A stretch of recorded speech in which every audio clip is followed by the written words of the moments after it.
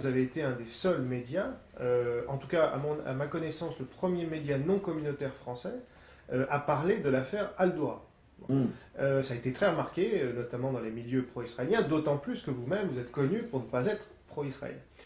On a comme principe à Média, vous faisiez allusion à l'affaire Al-Doura, on a à Média un seul petit principe, c'est que personne n'est interdit de séjour chez nous.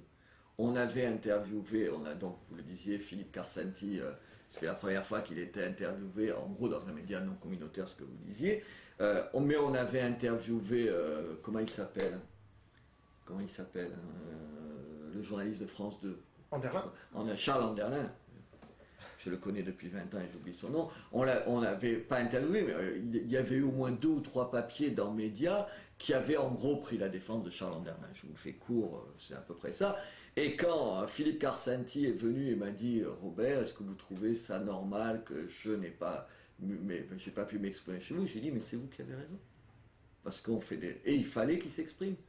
J'ai reçu des tombereaux d'insultes, et avec Emmanuel, parce qu'on avait osé donner la parole.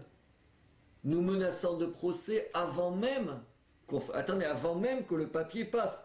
Je sais pas, vous avez compris, sans même savoir ce qu'on avait, on l'a interviewé, donc sans même savoir ce qu'il y avait dans l'interview, on avait déjà des appels ici de gens nous menaçant de procès. Enfin, je ne sais pas si vous voyez la folie.